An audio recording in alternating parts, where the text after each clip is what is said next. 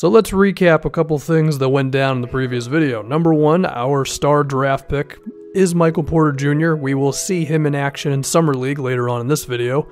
And Elfrid Payton is in Utah. I think that's an okay enough swap. We lose Payton, who can do some things, sure, but Porter looks pretty good if you ask me.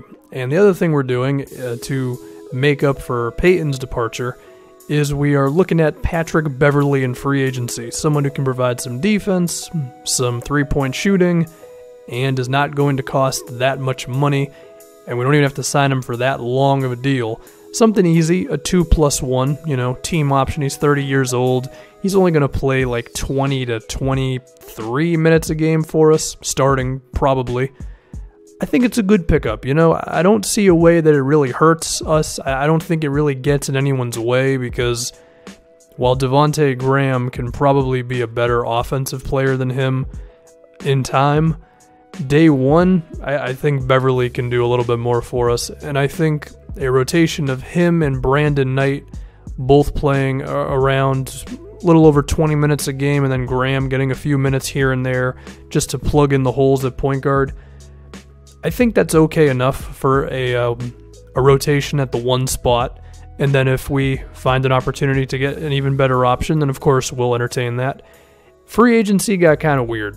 Lou Williams re-signs with the Clippers on a very generous contract, which doesn't make a whole lot of sense because you already signed there in real life, but this is 2K doing its thing, and 2K wants everyone to get $20 million a year, even though not many teams actually have salary caps moving forward. But then the funny thing is, before that, 2K said that he agreed to a deal with the 76ers, so I don't know, but he's on the Clippers. The Orlando Magic re-sign Aaron Gordon, so they are locking themselves into him. They believe that he can be their guy. I mean, I don't know how hard they really believe it, but they're in a situation where it's like, you kind of have to re-sign the dude. Chris Paul is going to be returning to the Houston Rockets, which I'm sure will be the last contract of his career. I mean, if he plays like 26, 27 minutes a night and plays like, 65 games a year and you really use him for the playoffs, I think Chris Paul could have a pretty advanced age-ing career, if I can use English properly. Boogie is back with the Pelicans.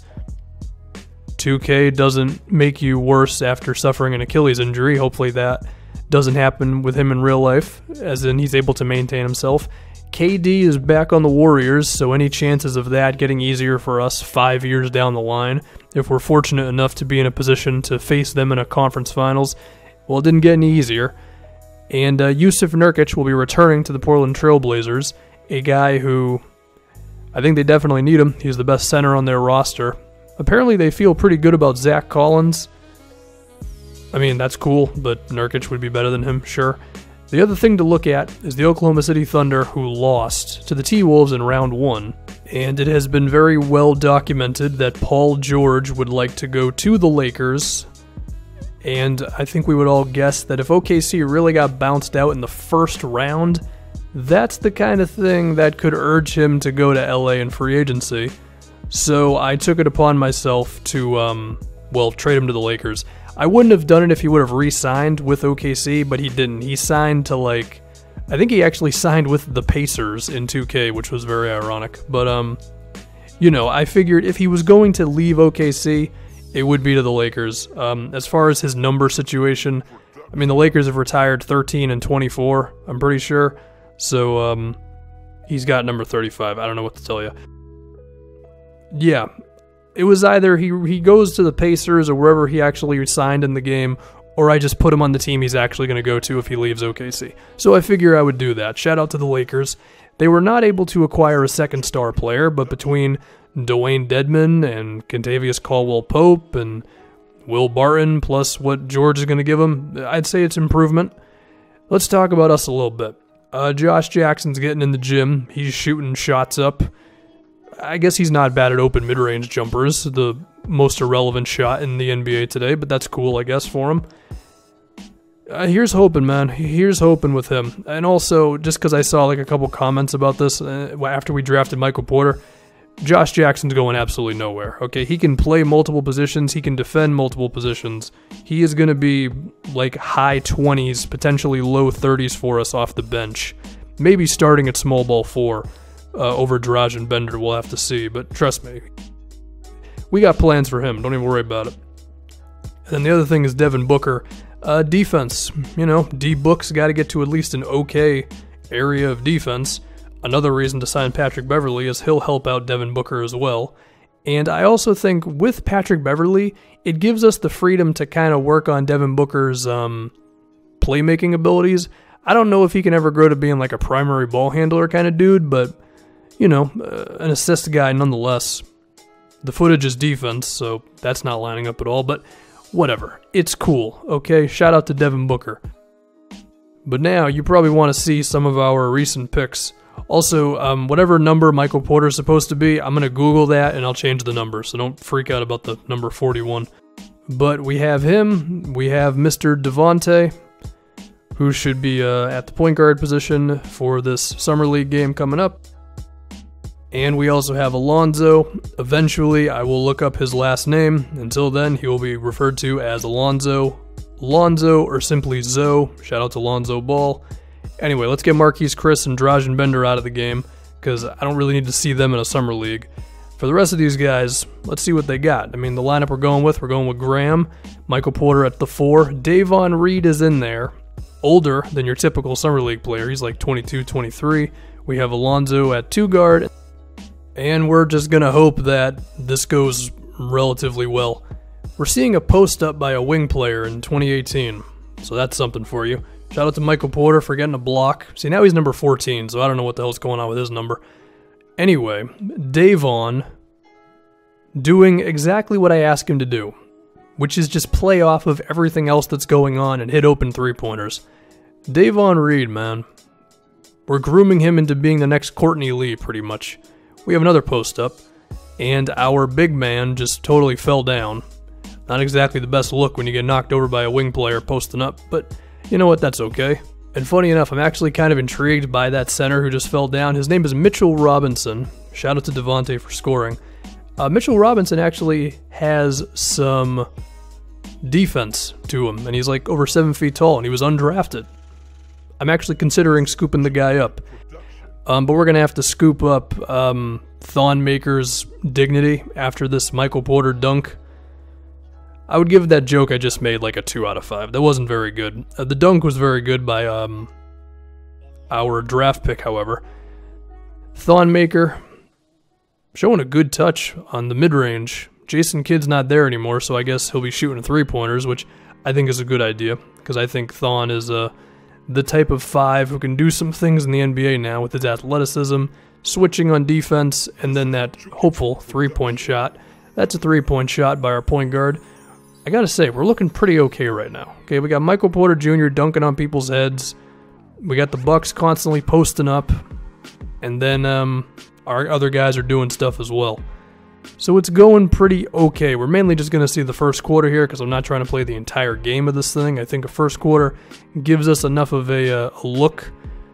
And Porter did a good job of getting separation there. Couldn't finish, but I would say for potential prospects, the fact that you can actually get by a defender is probably a better sign than whether you finish all the time or not, because you can get better at finishing. If you can't get by people, then I mean, it's possible that you could get to that point, but it's a lot tougher than just getting a better touch around the basket, right? Thonmaker, I like the three-point attempts. You know, I do like it. And if the Bucks give up on him at any time in this, which they won't because it's a video game, but if they ever do, I would love to scoop him up and see what we can, see if we can make it work with him. Anyway, Robinson finishing after Porter dished it off to him. I don't picture Porter being a big playmaker, but, you know, someone who can just make some plays for guys. I mean, the way Kevin Durant has grown into like a 4 to 5 assist guy later on into his career, that was a terrible display of rebounding by me. But the way KD has done that, I could picture Porter kind of doing something like that. You know, DeRozan's another guy who's stepped up as a passer this season, but it had to happen a little later into his career. I think Porter could maybe do that. Now, as far as if we're actually going to see that or not, I don't know, because I never do these things longer than one championship. But maybe we'll just never win a title and we can see Porter's entire career. Wouldn't that be cool? Anyway, he's got the ball right now. We're going to get a screen from Robinson, who's been setting some pretty okay screens, I believe. Lonzo in the corner. That's very good.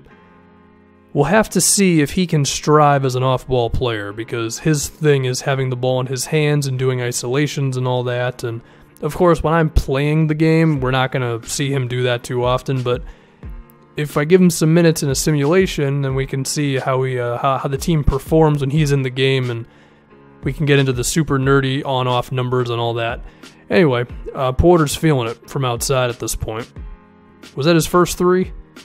Did he hit a three-pointer earlier? I don't know. Although no, he has not. That was the one three-pointer that he's had so far. But newsflash, he potentially hits another one, as you can tell from me questioning how many threes he's hit here. We missed a three there. Milwaukee's in transition. Shout out to this dude for doing a pump fake right at the basket, because you're only going to see that in 2K. Yeah, I would say we're doing all right. I could have shot the three-pointer right there. I decided to take a contested layup instead. Porter is a good athlete. He's not an exceptional athlete. He's the thing where, given his size and height and all that, combined with how good of an athlete he is, all that together makes him like a big deal. But it's not like he's a jump out of the gym type of a dude. But it works out for him nonetheless. 43 seconds left. I really want to score because, well, why wouldn't you if you're playing a basketball game, right? Sounds like a good enough reason. Pick and pop with our small ball 4, and that's good. That's the second three-pointer for you.